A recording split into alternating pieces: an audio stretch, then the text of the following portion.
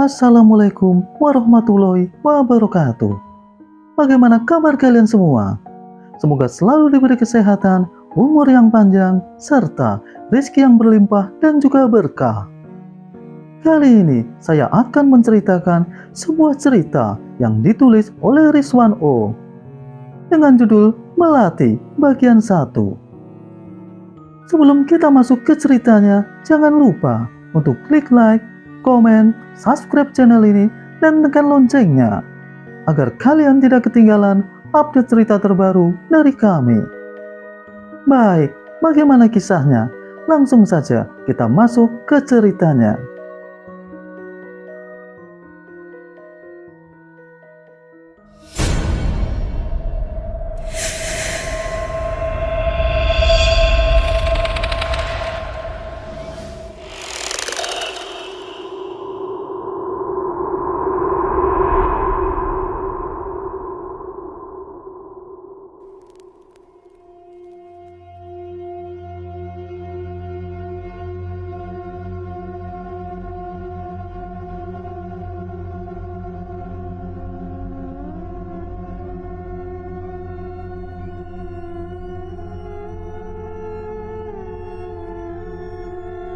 Wangi semerbak di malam hari.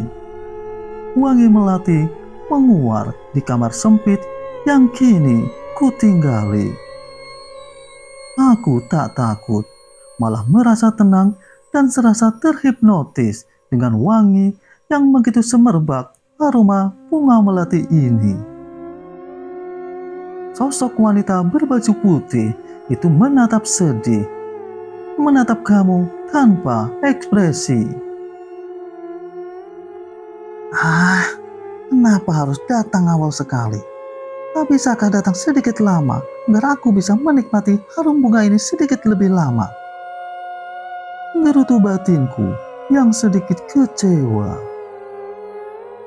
Sosok itu tak bergerak sama sekali.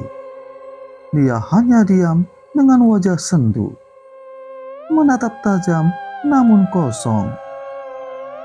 Apa? Kamu mau gangguin saya? Mataku menatap marah. Dia menggeleng, lalu diam kembali. Dahiku mengernyit. Cukup heran karena baru kali ini aku menemukan sosok hantu yang auranya baik. Bahkan sebelum dia datang tadi, terlebih dahulu dirinya memberi aroma wangi sebagai hadiah terlebih dahulu untukku. Kenapa kamu masih di sini?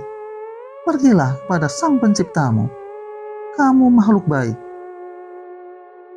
Dia menangis, namun masih mematung di sudut sempit kamar ini. Ya sudah, masuklah. Aku penasaran dengan kisahmu. Namanya Melati. Wanita baik, namun tak sebaik nasibnya. Wanita yang dipelet oleh laki-laki bernama Burhan. Pelet yang cukup ampuh, hingga membuat Melati tergila-gila kepada Burhan. Aku cukup terkejut dengan kejadian yang kulihat. Setelah Burhan membuat Melati jatuh cinta sampai tergila-gila kepadanya. Namun, Burhan malah menikahi orang lain. Saat itu, Burhan berjalan dengan pakaian rapi, diiringi seluruh keluarga, karena hari itu Burhan akan melangsungkan pernikahan dengan wanita yang bernama Pipit. Burhan berjalan di depan rumah Melati, karena sebenarnya mereka memang bertetangga. Rumah mereka hanya terhalang beberapa rumah saja. Sejak hari itu, Melati selalu murung dan mengurung diri di kamarnya. Hari berganti hari, keadaan Melati semakin mengkhawatirkan. Melati menjadi sering tertawa sendiri, dan terkadang berteriak gak jelas. Melati tinggal dengan ayah dan ibu sambungnya. Ibu sambungnya yang memang dari awal tak suka dengan Melati. Seperti ada alasan untuk mengusir Melati dari rumah itu. Namun, ayah sebagai ayah kandungnya masih tak rela jika melihat anaknya yang seperti orang gila harus dilepas begitu saja. Karena bagaimanapun, Melati adalah anak perempuan satu-satunya. Karena ayah Melati tak mempunyai anak lagi selain anak sambung yang dibawa oleh istri keduanya. Ayah Melati memilih untuk memasung anaknya ketimbang dilepas ke dunia luar begitu saja. Terjadi perdebatan hebat di rumah bilik itu. Rara sebagai ibu sambung Melati tak setuju karena dia merasa tak sanggup harus mengurus anak sambungnya yang selalu berisik dan menakutkan. Terlebih, keadaan Melati semakin menakutkan saja. Kini tingkah Melati semakin menakutkan. Setiap malam, ia akan berteriak seperti kerasukan dan menyiksa semua orang yang ada di dekatnya. Setelah perdebatan hebat yang cukup lama, akhirnya Hendra sebagai ayah Melati memilih memasung anaknya di tengah hutan yang cukup jauh dari rumah mereka. Dan kesepakatan pun selesai. Ibu sambung Melati setuju karena pikirnya itu ide bagus. Jika Melati dipasung jauh dari rumah, juga kampung, setidaknya tak ada lagi yang akan terganggu. Aku terdiam, terharu dan hanyut dalam suasana malam itu. Setelah aku bermediasi dengan sosok Melati dan merasakan kisah pilunya, ternyata sedari tadi air mataku sudah menetes tak berhenti. Kehidupan yang keras, diterpa masalah dengan masalah hingga sakit hati saja tak cukup. Ditekan ibu tiri, dipelet lelaki, dan lalu ditinggalkan. Padahal Melati terkadang sadar dan tahu apa keluarganya yang dilakukan kepadanya. Melati, kamu wanita hebat. Tak semua wanita bisa sehebat kamu, sekuat kamu. Melati, aku tahu sakit hatimu, tapi aku tak bisa melakukan apapun. Ikhlaskan, sudahi deritamu. Pergilah dengan tenang. Ucapku kepada sosok perempuan yang kini duduk di tepi jendela. Sosok itu menatapku penuh harap. Tatap matanya begitu menyedihkan, yang perlahan menjauh dan hilang. Woi, bangun. Molor bayi kamu. Ayo, katanya penasaran mau lihat air terjun.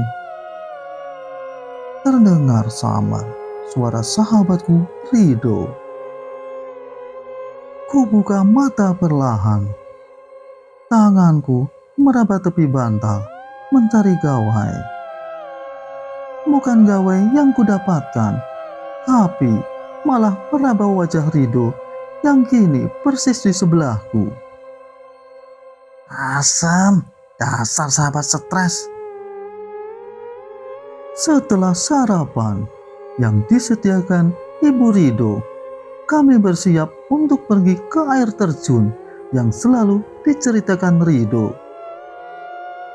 Air terjun yang berada di tengah perkampungan di kota Subang. Kami memang sudah lama merencanakan liburan ini. Selain Rido yang memang sudah tak lama pulang kampung, aku pun sudah tertarik cukup lama dengan air terjun yang Rido ceritakan. di mana air terjun itu cukup dekat dari kampungnya.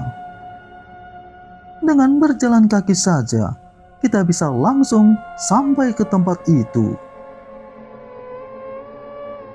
Kata Rido, air terjun ke rumahnya hanya sekitaran 3-4 kilometer saja. Jadi berjalan kaki saja. Sah-sah saja, karena memang hanya bisa diakses dengan jalan kaki saja. Dalam perjalanan, kita bersenda gurau, ngalor ngidul, ngebahas yang tak penting, menjadi satu humor yang akan berakhir terbahak. Kami memang serandom itu. Kami bersahabat memang sama-sama orang aneh. Orang yang ngebahas sapu lidi saja bisa sampai tertawa. Pokoknya, dalam satu tim kerja hanya kita berdua yang tak pernah merenggut memikirkan beban hidup. Kita seperti orang yang lurus-lurus saja, seperti manusia tanpa beban. Dok, di kampungmu pernah ada perempuan bernama Melati? Tanyaku asal saja, karena tiba-tiba terpikirkan kejadian semalam. Maksudnya Ibu Melati yang dipasung di hutan? Jawab Rido santai. Lah, emang dia masih hidup? Aku kaget karena Rido menjawab seolah Melati masih hidup. Dia mah gak bakalan mati, Riz. Orang kena kutukan sendiri. Tar dulu, kamu tahu dari mana tentang Ibu Melati? Kini malah Rido yang terlihat kaget. Rido menghentikan langkahnya, menatap heran karena aku memang belum bertemu siapapun di kampungnya. Pasti dia heran karena baru kemarin sore kita sampai di rumahnya. Kita langsung rehat dan aku dipersilakan tidur di kamar tamu. Semalam dia datang ke kamar, kirain dia sudah meninggal. Serius Melati masih hidup? Ya nggak tahu juga, tapi kata warga Ibu Melati nggak akan mudah meninggal. Kata warga Ibu Melati dikutuk Tuhan karena dia mendalami ilmu hitam itu. Tapi karena dia tak mampu mendalami ilmu itu, akhirnya dia gila dan akhirnya dipasung. Ngapain sih bahas dia? Lagian itu cerita udah lama banget. Itu cerita waktu aku masih sekolah dasar. Tahu gak sih, Riz? Terus songong banget kamu panggil dia Melati. Dia udah tua tahu. Dia seumuran ibuku. Malah kata ibu mereka sempat berteman baik. Oh gitu, jawabku. Aku sengaja tak memperpanjang obrolan tentang Ibu Melati. Karena memang Rido sepertinya tak tahu apapun. Namun heran juga, kenapa semalam sosoknya malah datang, seolah dia sudah meninggal. Jika memang benar Ibu Melati masih hidup, tak mungkin dia datang dengan sosok seperti itu. Dok, apakah ayah Ibu Melati masih hidup? Tanyaku yang masih penasaran dengan sosok semalam yang datang kepadaku. Kakek Hendra maksudnya? Iya, namanya Hendra. Jawabku dengan antusias. Tuh, suara kakek Hendra yang lagi azan. Kenapa? Apa semalam sosok kakek Hendra datang juga ke kamar? Jawab Rido seolah meledek. Ya sudah, aku mau sholat berjamaah di masjid. Kesurupan Pak Hendra kamu, Riz. Sejak kapan kamu jadi manusia baik? Sepertinya aku kesurupan Nenek Rara, ibu tirinya Ibu Melati. Ucapku getus. Rido menatap kaget. Wajahnya pucat ketakutan. Riz, ini kamu kan sahabat sejatiku? Kalau bukan, tolong keluarlah. Jangan mengganggu sahabatku. Dia memang orang jahil, tapi anaknya baik. Saya mohon keluarlah. Rido berbicara ngelantur dengan wajah yang masih pucat. Kamu pikir orang sepertiku bisa kesurupan? Ku ketok kepala Hendra. Tapi nenek Rara sudah meninggal, Riz. Lagian sejak kapan kamu tahu keluarga mereka? Duh, pantesan Rido kaget dan wajahnya pucat. Ternyata ibu tirinya Melati sudah meninggal. Pantesan Rido ketakutan. Maghrib itu, kami sholat berjamaah di masjid. Kulihat kakek lusuh di barisan paling depan. Ya, dialah kakek Hendra. Tadi Rido memberitahuku. Katanya kakek lusuh itu kakek Hendra. Kakek yang hidupnya kini sebatang kara. Kedua anak sambungnya merantau ke kota dan tak pernah kembali setelah nenek Rara meninggal. Aku perhatikan cukup lama. Ia memang barisan paling depan pojok. Namun entah kenapa, jajaran beliau dibiarkan kosong. Ada jeda beberapa meter. Sepertinya warga sekitar tak mau terlalu dekat dengan beliau. Aku mematung, mencoba mencerna. Namun tak ada jawaban yang pantas untukku berpikir. Akhirnya aku menyusup ke depan dan berdiri persis di samping kakek Hendra. Beliau tersenyum lembut, lalu bersiap memulai sholat. Karena suara imam sudah terdengar dengan bacaan Al-Fatihah. Setelah sholat berakhir, aku memutuskan untuk tetap diam di masjid itu, menunggu kakek Hendra hingga sholat Isya. Rido izin untuk pulang duluan dengan alasan sakit perut. Padahal aku tahu itu hanya alasan semata.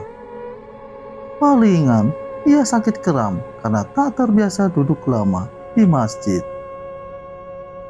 Setelah satu persatu pulang, hingga sang imam pun meninggalkan masjid. Namun, tidak dengan kakek Hendra. Beliau masih duduk dengan sigap. Perlahan, kulihat air matanya keluar menetes. Kedua tangannya menengadah ke atas. Suaranya terdengar cukup keras dengan memohon. Ya Robbi, tolong jangan ambil nyawa hamba terlebih dahulu.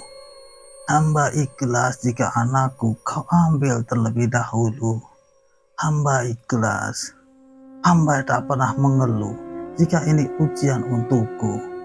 Hamba ikhlas. Namun dengarkan doa hamba yang satu ini. Tolong pertemukan kami di tempat terbaikmu kelak. Kakek Hendra bersujud dengan isak tangisnya. Aku menjadi pemerhati malam ini. Aku semakin penasaran dengan Ibu Melati. Sebenarnya, apa yang membuatnya terjebak di dunia ini? Karena ku tahu, sebenarnya beliau sudah lama pergi dari dunia ini. Namun, kenapa raganya masih terjebak di dunia? Nak, kamu bukan orang sini ya? Apa kamu tersesat? Atau kamu kemalaman? Jangan tidur di sini, nak. Nanti Pak RT marah. Kalau kamu tak keberatan, tidur di rumah kakek saja. Kakek Hendra mengejutkan ketika aku tertidur. Sampai tak terasa, saking lamanya aku menunggu kakek Hendra sampai aku tertidur di sini. Boleh kek, nama saya Riz. Saya kawannya Rido dari Jakarta. Saya sedang liburan di sini. Aku mengusap mata yang masih perih dan kering. Oh, lalu kenapa malah tidur di sini? Gaduh ya sama Nak Rido. Ya sudah, ayo tidur di tempat kakek saja. Kakek Hendra menarik tanganku. Lalu kami berjalan cukup jauh hingga akhirnya kita sampai di rumah kakek Hendra. Lalu ku kirim pesan kepada Rido, jika malam ini aku akan tidur di rumahnya kakek Hendra. Rumah tua yang sudah agak lapuk, langit-langit yang terbuat dari anyaman bambu, bocor di mana-mana. Bahkan di ruangan tengah sudah tak ada lagi. Jadi, ketika melihat ke atas, langsung terlihat genteng. Dan genteng pun sudah ada yang tinggal beberapa. Ku hela nafas panjang. Teringat almarhum Abah.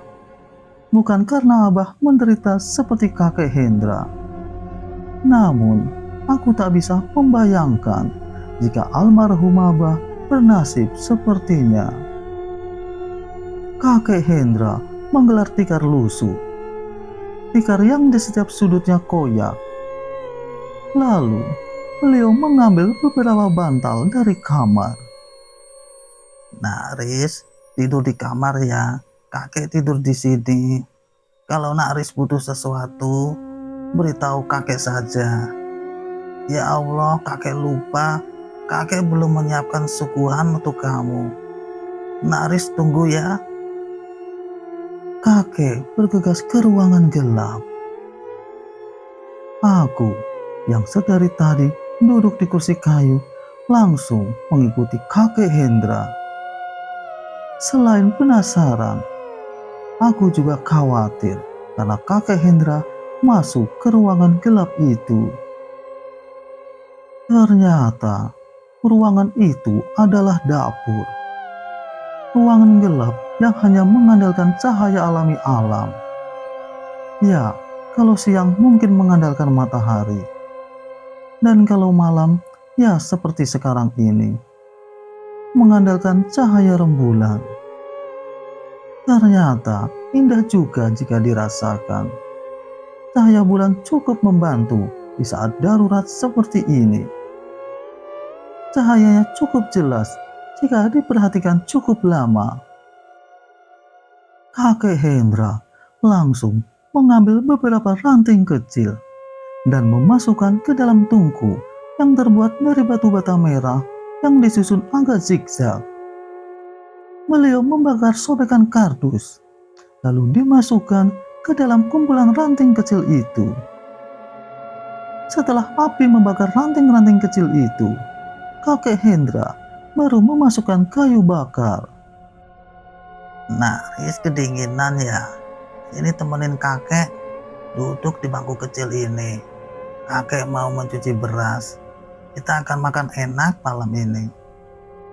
Kakek Hendra menggeser bangku kecil yang terbuat dari papan kayu. Aku duduk di depan tungku perapian.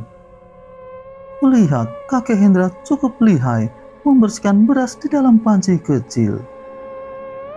Setelah beras itu bersih, beliau memasukkan beberapa daun salam, garam, dan sedikit minyak goreng. Selesai Nak Riz, tungguin ya.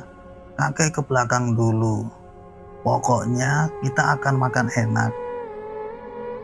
Kakek Hendra terlihat bersemangat. Senyum tipisnya membuat hatiku begitu nyaman. Ku nikmati udara malam ini. Dapur yang tak beratap membuatku semakin nyaman karena bisa langsung menikmati indahnya malam bintang yang berkelip. Rembulan yang bulat, juga kulihat lampu pesawat yang berkedip indah. Sungguh suasana yang luar biasa. Umamku bahagia. Aroma kembang melati tercium kembali. Aroma semerbak menusuk hidung pesekku. Ku tutup mataku. Suasana semakin menyenangkan. Terlebih, semilir angin berhembus mesra menerpa kulit tubuhku yang sedikit panas karena terkena hawa panas bara dari perapian. Bahagia karena aroma melati ini menjadi pelengkap dikala suasana indah menjadi lebih indah. Sengaja ku tutup mata agar aku bisa menghirup bau aroma ini sedikit lebih lama. Karena aku tahu kalau ku buka mataku, maka aroma itu akan hilang. Sosok itu tepat di depan mataku. Dia menatapku dengan tatapan lurus. Bibirnya sedikit tersenyum, lalu mengangguk. Ucap terima kasih dia haturkan kepadaku. Aku tahu dia mengkhawatirkan ayahnya, lalu menghilang. Sedikit kaget karena aku belum berucap apapun. Dan ternyata sosok lainnya datang. Dia datang dengan aroma bangkai yang cukup tajam. Dia menatapku, tatapan marah. Ku raba lantai tanah dapur ini. Ku cari benda apapun yang ku dapatkan. Tanganku sudah menggenggam batu kecil. Tanpa menunggu, langsung kulempar ke arahnya. Ku dengar teriakannya. Dia kabur, entah pergi kemana. Mampus, sudah bau, marah-marah pula. Dasar setan, gumamku kesal. Kakek datang, membawa ayam di tangannya. Beliau tergopoh dengan nafas yang terengah. Bantu kakek sembelih ayam ini, nak. Ucapnya dengan nafas yang tak beraturan. Kenapa kakek belum bisa ikhlas? Ku pecah suasana malam ini dengan pertanyaan yang menyergap. Maksud Naris? Kakek belum bisa mengikhlaskan Ibu Melati anak kakek. Mata kakek terbelalak. Beliau tampak heran menatapku. Kamu siapa? Kenapa bisa tahu Melati anak saya?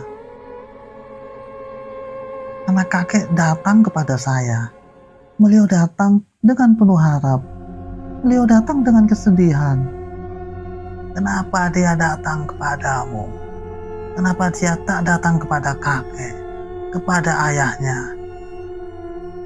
Kakek menangis gini. Saya tahu kakek sadar jika Ibu Melati sudah lama pergi. Lama ini kakek menutup mata dan tak bisa menerima takdir. Kenapa kakek egois? Dan asal kakek tahu saja, setiap malam Ibu Melati datang melihat kakek. Setiap malam dia menderita melihat ayahnya seperti ini. Aku terus mencerca kakek Hendra.